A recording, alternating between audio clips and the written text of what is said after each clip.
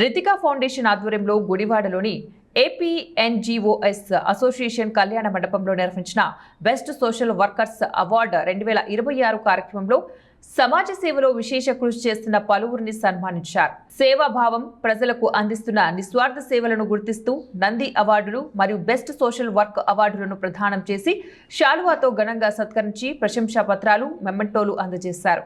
ఈ సందర్భంగా పలువురు వక్తలు మాట్లాడుతూ రితికా ఫౌండేషన్ చేస్తున్న సేవలు అద్భుతమని, ముఖ్యంగా అనాథ పిల్లల పట్ల వారు చూపుతున్న సేవా భావాన్ని కొనియాడారు. సమాజ సేవ మరియు వివిధ రంగాలలో ప్రతిభ కనబరిచిన వారిని గుర్తించి సన్మానించడం పట్ల స్థానికులు, గ్రామస్తులు హర్షం వ్యక్తం చేశారు.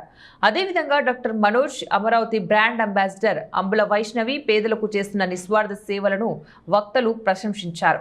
డాక్టర్ మనోజ్ మాటల కంటే చేతల్లోనే సేవ చూపిస్తున్నారని, వైష్ణవి చిన్ననాటి నుంచే సేవాభావంతో విద్య, వైద్యను అభ్యసిస్తూ భవిష్యత్తులో సమాజానికి అంకితమవ్వాలనే తపనతో ఉన్నారని కొనియాడారు.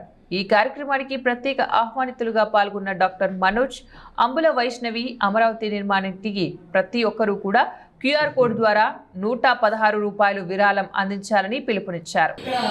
ఎంతో మంది కళాకారులు వచ్చారు. మరి మీ అందరి ముందు నేను చాలా చిన్నపిల్లని మీ అందరి ముందు ఇలా మాట్లాడుతున్నందుకు చాలా ఆనందంగా ఉంది.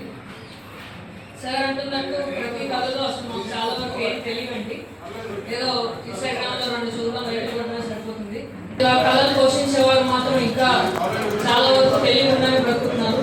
మరి వాళ్ళందరినీ ఎక్కడెక్కడో గ్రామస్తుల్లో ఉన్న వాళ్ళందరికీ వెతికి వాళ్ళకి ఈరోజు ఈ సత్కారాన్ని ఇస్తున్నందుకు రితికా ఫౌండేషన్ వాళ్ళకి మేము మరొకసారి కృతజ్ఞతలు తెలియజేస్తున్నాము. పైగా మ్యామ్ అంటే నేను మెడికల్ స్టూడెంట్ అండి. మరి నిత్యాచారి గారు వారి అనారోగ్యాన్ని ఆ పాప ఇక్కడ స్కానర్ పెట్టారు, CRDAQR అని.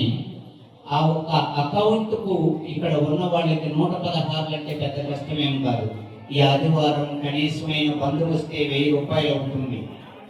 ఏకముఖ కట్టదారుతాయి, అది మీ అందరికీ తెలుసు.